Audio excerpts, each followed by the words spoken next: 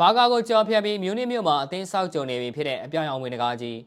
ချန်ပီယံလိပြိုင်ပွဲတွေကိုကစားမတွေဘာကြောင့်အရန်ကစားခြင်းတွေခဲ့ကြတာလဲပရိသတ်တွေကရောဘာကြောင့်ချန်ပီယံလိပွဲစဉ်တွေကိုမှပိုပြီးအားပေးခြင်းကြတာလဲနောက်ပြီးချန်ပီယံလိဝင်ခွင့်ရဖို့အတွက်ကလပ်အသင်းတွေဟာဘာကြောင့်အသင်းတန်စူးစမ်းနေခဲ့ကြတာလဲလို့မေးပြီးတဲ့ညကစားခဲ့တဲ့အင်တာမီလန်နဲ့ဘာစီလိုနာအသင်းတို့လိုမျိုးပြိုင်ဆိုင်မှုပြင်းထန်တဲ့ပွဲစဉ်ကိုကစားခြင်းကြတဲ့အတွက်ကြောင့်ဖြစ်တယ်လို့စိတ်လှုပ်ရှားမှုအပြည့်ပေးနိုင်တဲ့ဘောလုံးပွဲစဉ်ကိုကြည့်ရှုအားပေးသွားခြင်းကြတဲ့အတွက်ကြောင့်ပဲဖြစ်ပါတယ်အင်တာမီလန်နဲ့ဘာစီလိုနာအသင်းတို့ရဲ့ပွဲစဉ်ဟာချန်ပီယံလိပွဲစဉ်တွေမှာပြိုင်ဆိုင်မှုအပြင်းထန်ဆုံးပွဲစဉ်တွေအပြင်ထည့်သွင်းသွားတော့မှလည်းဖြစ်ပါတယ်။ပထမကျော်နုကန်ကွင်းကြီးထဲမှာရင်ဆိုင်ဆုံတွေ့ခဲ့တဲ့အချိန်မှာလည်းအင်တာမီလန်အသင်းဟာရေဝင်မဟုတ်ကြောင်းကိုပြသခဲ့တယ်လို့သူတို့ရဲ့ဆန်စီယိုအိမ်ကွင်းထဲမှာလည်းငွေတကားတစ်ကောင်ဖြစ်နေဆိုတာကိုပြသသွားခဲ့တာပါ။တကယ်ကိုကြည်ကောင်းခဲ့တဲ့ပွဲစဉ်တွေဖြစ်ခဲ့တယ်လို့တော်တော်လေးကိုစိတ်လှုပ်ရှားဖို့ကောင်းခဲ့တဲ့ပွဲစဉ်တွေအဖြစ်သတ်မှတ်သွားရမှာဖြစ်ပါတယ်။ပထမကျော်နုကန်ကွင်းထဲမှာတစ်ဖက်သုံးခုစီသေးရလဲထွက်ပေါ်ထားခဲ့တဲ့အထိပြိုင်ဆိုင်မှုတွေပြင်းထန်ခဲ့ကြတဲ့အဆိုပါအသင်းနှစ်သင်းဟာဒုတိယအကျော်မှာလည်းဘာစီလိုနာအသင်းအတွက်လွယ်ကူမှာမဟုတ်ဘူးလို့ထင်ထားခဲ့ကြတဲ့အတိုင်းဘာစီလိုနာဟာအင်တာမီလန်အသင်းနဲ့အတွေ့မှာမျှော်လင့်ချက်တွေဖျက်ဆီးခြင်းခံလိုက်ရတယ်လို့မြင်တွေ့ထားခဲ့ရတာဖြစ်ပါတယ်။အင်တာမီလန်အသင်းဟာအင်ရှင်ပြီးကောင်းလွန်ခဲ့ကြတာမဟုတ်ပဲသူတို့တွေဟာပထမအကျော်က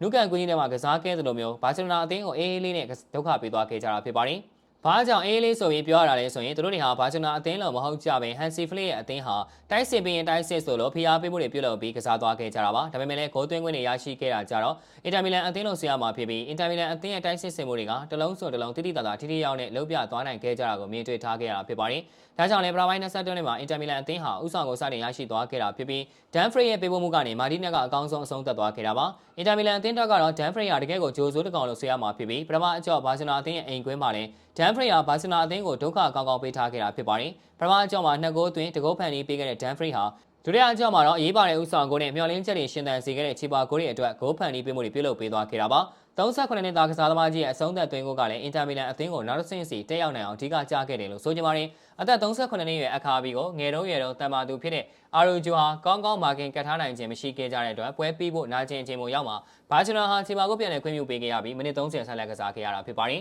အင်တာမီလန်အသင်းဟာမာတီနဲ့ဂေဟာရွန်ဂလူးရဲ့သွင်းကိုတွေနဲ့ပထမပိုင်းအတွင်း2ဂိုးပြတ်ဦးဆောင်နေခဲ့ကြပေမဲ့ဒုတိယပိုင်းမှာဘာချီလိုနာအသင်းဟာအေရစ်ဂါစီယာဒန်နီအိုမိုနဲ့ရာဖင်ညာတို့ရဲ့သွင်းကိုတွေနဲ့အတူချီပါကိုအပြင်ဦးဆောင်ကိုပါပြန်လည်ခွင့်ပြုပေးခဲ့ရတာပါဒါပေမဲ့လည်း63မိနစ်ရောက်မှာတော့အင်တာမီလန်အသင်းကပြန်လည်ချေပါကိုရရှိသွားခဲ့ပြီးတစ်ဖက်3ဂိုးစီဖြစ်သွားခဲ့တဲ့အတွက်အချိန်မိနစ်30ဆက်လက်ကစားခဲ့ရပါတယ်ချန်ပီယံလိဖိုင်နယ်ဟာဘရာဝိုင်းမှာအင်တာမီလန်တက်ရောက်တော့မယ်လို့ထင်ခဲ့ရသလိုဒုတိယပိုင်းပွဲမပြီးခင်အချိန်ထိဘာစီလိုနာအသင်းတက်ရောက်နိုင်လိမ့်မယ်ဆိုတဲ့ရတတွေကိုတမျိုးပြီးတမျိုးပေးစွမ်းခဲ့ကြတာဖြစ်ပြီးနောက်ဆုံးမိနစ်30ဆက်လက်ကစားပြီးတဲ့အခါမှာတော့အင်တာမီလန်ဟာဖရက်ဒက်စီရဲ့အတွင်းကိုနဲ့အတူမီလန်မျိုးရိုးစီကအပြန်အဝင်တကားကြီးဟာချန်ပီယံလိပိုလိုပွဲစီတက်ရောက်သွားခဲ့ကြပြီးချန်ပီယံလိမရဘူးသေးတဲ့ PSG နဲ့အာဆင်နယ်တို့ကိုစောက်ကြိုနေခဲ့ပြီလည်းဖြစ်ပါတယ်။